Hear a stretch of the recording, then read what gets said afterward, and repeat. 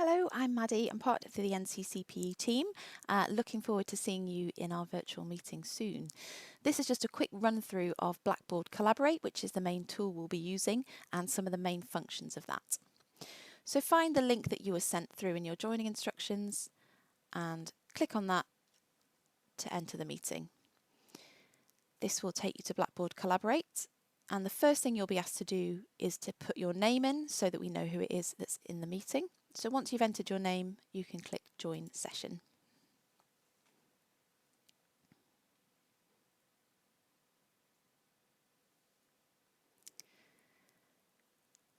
So this is what it will look like when you've joined the Blackboard Collaborate session. At the moment you can see that there is a welcome slide and this is also where any presenter slides will appear while people are speaking. If there aren't any slides being shown, you will be able to see icons for each of the other participants in the meeting. If you want to switch the view so that you can just see the speaker, you can go up to this icon at the top here, and that brings up a larger image of the person talking, and you'll see that other participants are made just a little bit smaller down here. There are some options down at the bottom here. First of all, this is a kind of status update button, so there are some bits of feedback that you can give, agree or disagree. You can say that you're confused or hopefully say that you're happy.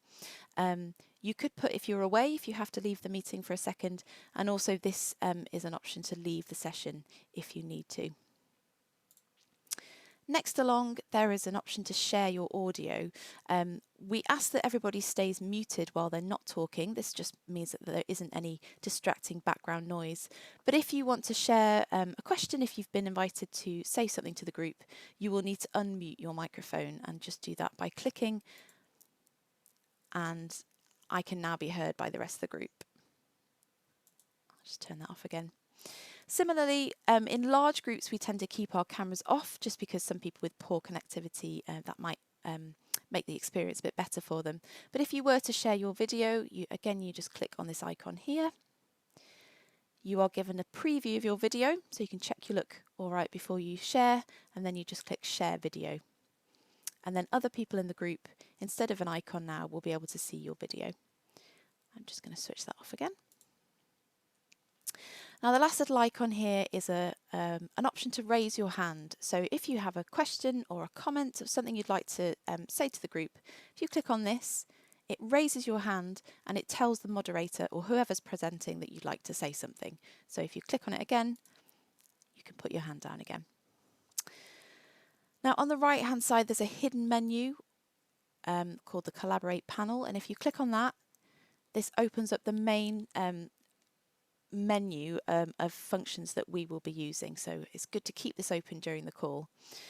Now the first icon along takes you to the chat channel, and this is in large groups especially, this is how we will communicate with each other. So if you click on everyone, this is a way of messaging everybody in the group. So when you join the call, it's quite nice to just say hello to the group so that we know you're here, and so that you can practice using the chat function. And so that message has now gone to everybody in the group, and other people's messages you'll be able to see them down here. Next along is the attendees panel, and if you click on that, you'll be able to see who else is in the meeting. So you can see here there are 2 participants and 2 moderators. So the moderators are the people who are running the meeting and who will be able to help you if you have any technical difficulties. And the best way to get in touch with the moderators is by a private chat. So instead of chatting with everybody, if you go into the attendee panel and click on the 3 dots next to the moderator's name, you have an option to send them a chat message, and that means that's a message that just goes directly to them.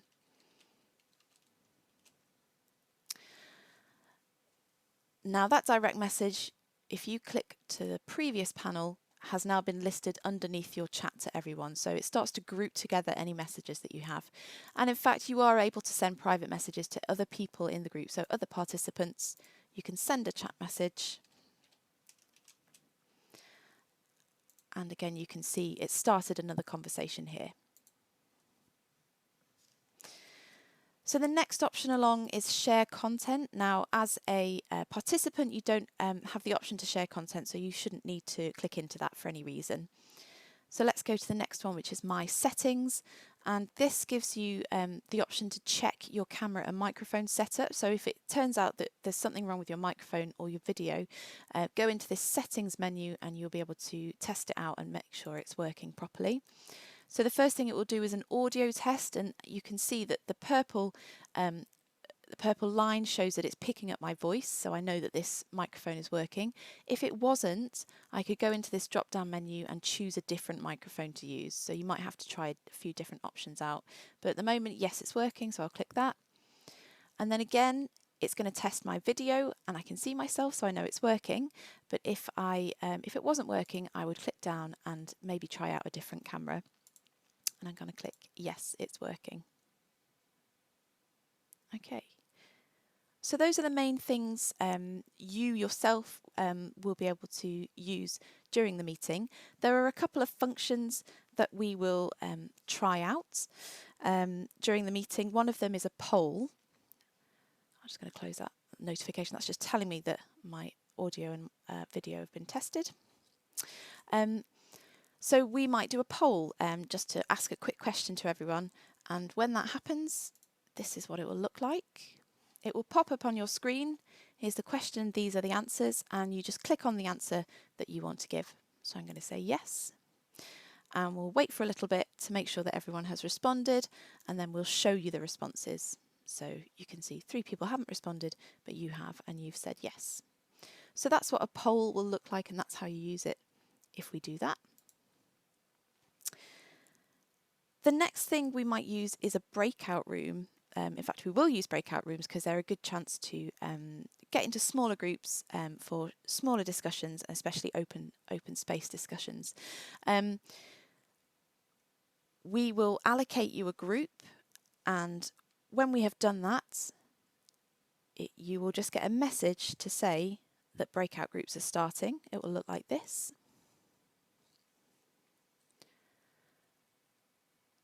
So you'll be taken to your breakout group. And if I now go back into the attendee list, you can see that it's just me and guest 1, who is a moderator. We're in a breakout group. We're in group 2. So you can see that we're in group 2. Now, if I go into the chat menu, you can see I've still got my chat with everyone. I've still got the private chats that I started with other participants, but I now have a separate chat which is just for the group. So anything that I say here will just be seen by the people in my group, but you can still talk to everybody on the channel. So if you are taking notes for your group discussion and want to share them with the rest of the group, you can still do that while you're in your breakout group, and the rest of the call will still be able to see that.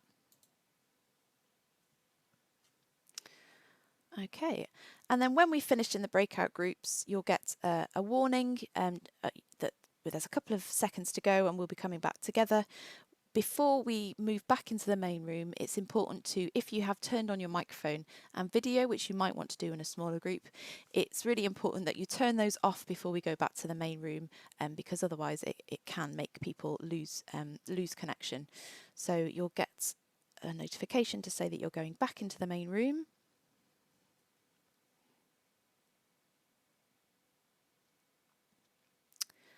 And then you can see that we're back all together in the room. So that's everything. Hopefully that's helpful.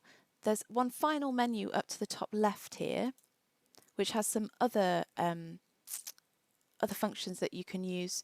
You can report an issue, but this is to Blackboard rather than to us as moderators. So it's best to message a moderator if you're having problems during the call. You can also take a quick tutorial if you want a bit more information about how to use Blackboard. It will give you those options there. There's a bit more help and the privacy policy, and at the bottom here you've got the option to leave the session. So you can either use this leave session button, or you can go to the top of your window and just close the tab as you normally would.